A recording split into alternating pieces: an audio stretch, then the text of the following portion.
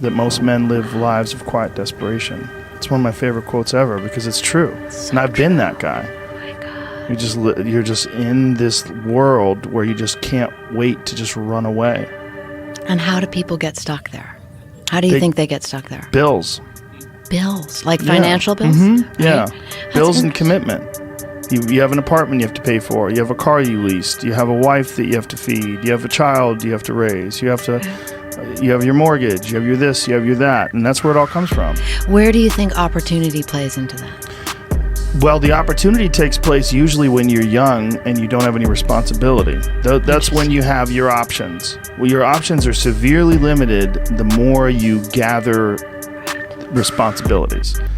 Like, if I had to, as a 51-year-old father of 3, married man, pays taxes, has a house and a mortgage and a business and all that jazz, if I had to quit everything now and struggle the way I struggled as a stand-up comedian, it would never work.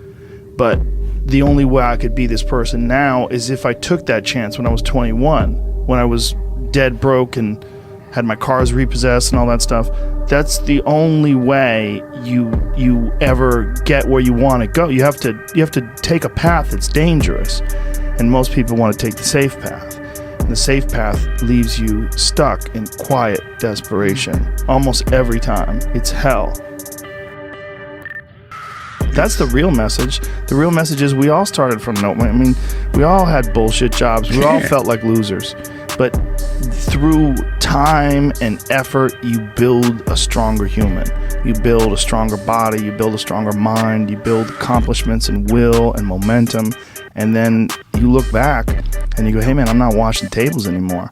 You know, I'm not washing dishes. I'm not cutting lawns. I'm not digging ditches. Yeah. You know, I'm a different person now, but I used to be. And the desire not to be that, but not to stay in that. That's what. That's the hardest part, right? Is to get out of that rut. When you ain't got shit and there's nothing going on, to have faith then is so difficult. To have faith when you're successful, it's like, listen, bitch, you've been successful for a while. Of course you got faith. Just keep doing what you're doing. That's easy. It's like absolutely right. It's like you already got up the hill. Now you're just coasting. Yeah. You know, you're just rolling down the hill. Everything's great. That's the easy part. It's all part. smooth sailing. Yep. The hard part is getting up that fucking hill. Especially if you got a dad you're hiding from. Especially if you feel like you're a loser, or you never really had anything in your life that you could look back on and say, hey, I was really good at that. You know, and there's a lot of people out there listening to this. There's so many people that are in that starting point. Like the people that come up to you and say, I don't know what to do. What should I do? How do I do it? Yeah. How do I get going? But you're going to have to figure it out, one foot in front of the other. Exactly. You're going to have to find a thing and keep working at it and get better at it. But can people just make that change? I mean, yes, look, you can, I believe they but can. you have to plan it out. The way you can change is you have to put aside enough money to give yourself a window. And then you have to have a plan. And you have to spend all your waking hours outside of whatever shit job you do planning your escape. And you have to come to the realization very clearly that you fucked up and you got yourself stuck. So whatever you're doing, you have to do it like your life depends on it. And whether it is you're trying to be an author and if you're gonna try to be an author and you're working 8 hours a day plus commuting plus family responsibilities or whatever else you have, whatever time that you have to attack like you're trying to save the world. You're trying to save your life. You don't want to drown. That 1.5 hours a day that you have to write, god damn, you better be caffeinated and motivated. You gotta go. You gotta get after it. And you gotta have discipline. Most people don't have those things. Most people don't understand what it's like to really go for something and to know that the consequences of not doing that are horrific.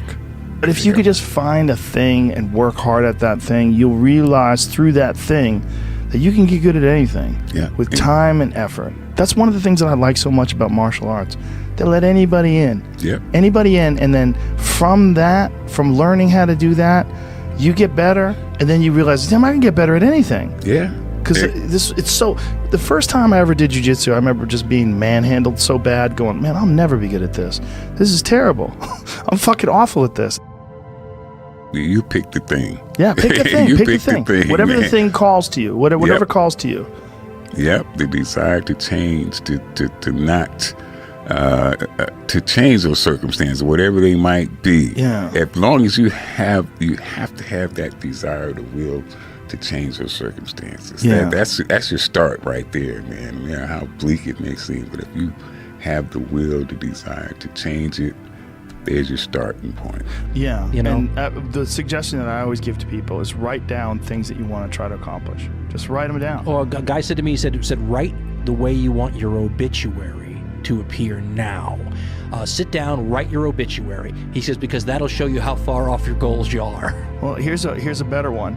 Pretend there's a documentary crew filming your success story, and they're following you around right now. What would you do? What would you do if you knew that there was a crew following you around with cameras documenting your future incredible success, and they want to catch you in the act of it all? You would do all the right things you would have to do. Think about that, organize it. But we are saddled down by so many doubts and so much just mental horseshit that keeps people from action.